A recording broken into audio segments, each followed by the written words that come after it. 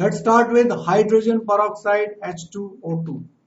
Hydrogen peroxide is an important chemical used in pollution control treatment of domestic and industrial effluents. How to prepare it? It can be prepared by various methods. First one is barium peroxide.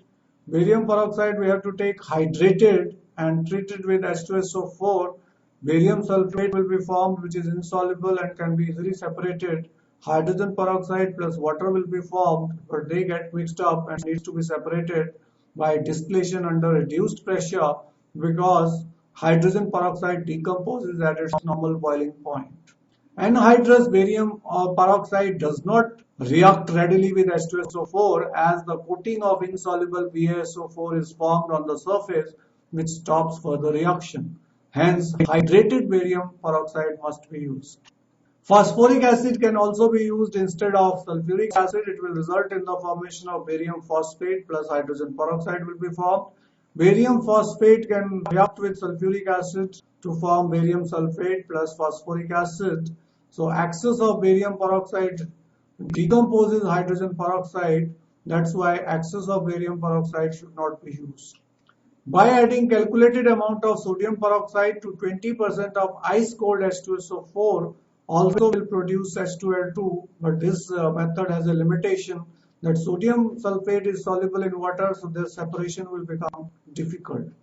And ice cold water we are specially taking so that hydrogen peroxide does not decompose, because it may decompose at room temperature, but it will not decompose at low temperature. This method is known as Mux method. The product is always contaminated with small amount of Na2SO4. Hence, H2O2 obtained by this method is used for bleaching purposes only, where sodium sulfate will not cause any harm. Calculated amount of Na2O2 must be used because any excess of sodium peroxide will react with water to form NaOH, which in turn react with decomposes H2O2, reason being that H2O2 is acidic in nature, it's a dibasic acid. Peroxo disulfate obtained by electrolytic oxidation of acidified sulfate solution at high current density on hydrolysis produce hydrogen peroxide.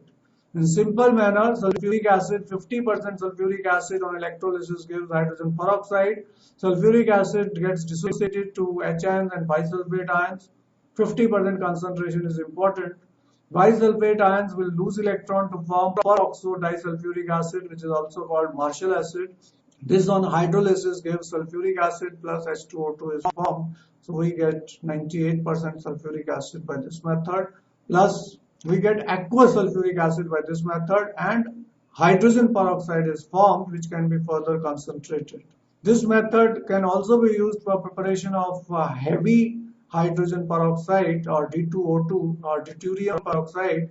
K2S2O8, that is potassium persulfate, if we react it with heavy water, we'll get 2 KdDSO4 plus D2O2, which is deuterium peroxide or heavy hydrogen peroxide.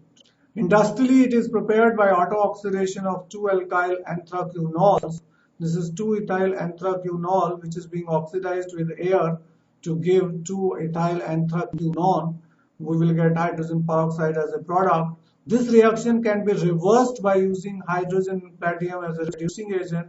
So this anthraquinone can be reduced back to anthraquinol. By hydrogen, H2O2 can be separated. In this case, only 1% H2O2 is formed, but it is extracted with water and concentrated to 30% by distillation under reduced pressure. Why we use distillation under reduced pressure? Because it decomposes at its normal boiling point. It's further concentrated to 85% by careful distillation under low pressure. The remaining water can be frozen out to obtain pure hydrogen peroxide. Concentration of hydrogen peroxide is dangerous operation because impurities present in the solution may catalyze its explosive decomposition. However, it can be carried out in the following manner. First is by freezing H2O2 solution when some water present separates out as ice, and it is due to difference in the freezing point of water and hydrogen peroxide. By careful evaporation of the solution when water being more volatile than H2O2 will be removed. Concentration of H2O2 up to 90% can be achieved by distillation under reduced pressure at a temperature below 60 degrees centigrade. Further concentration can be achieved by cooling 90% H2O2 solution till crystallization of H2O2 take place. It means water gets crystallized, H2O2 does not. Next, we are taking physical properties. Hydrogen peroxide is miscible with water in all proportion and forms hydrate H2O2 dot H2O. Its melting point is 221 Kelvin. A 30% solution of H2O2 is marketed as 100 volume hydrogen peroxide. Meaning of 100 volume hydrogen peroxide is that 1 ml of this hydrogen peroxide gives 100 ml of oxygen at STP. It means 1 milliliter of 30% solution of hydrogen peroxide will give 100 ml of oxygen STP. Commercially marketed samples are 10 volume, which means a sample contains 3.03% of hydrogen peroxide. Calculate the strength of 10 volume solution of hydrogen peroxide is an important numerical. 10 volume of solution of H2O2 means that 1 liter of H2O2 solution will give 10 liters of oxygen at STP. This is the decomposition reaction where 68 grams of H2O2 gives 22.4 liters of oxygen at STP. So we can say 22.4 liters of O2 is produced from 68 grams of hydrogen peroxide. 10 liters of H2O2 at STP will be produced from 68 into 10 divided by 22.4 equal to 30.36 gram of hydrogen peroxide. It means strength of 10 volume of hydrogen peroxide is 30.36 gram per liter. It can be 3.036%. Molarity will be divided by 34.85. Normality will be 1.7 normal.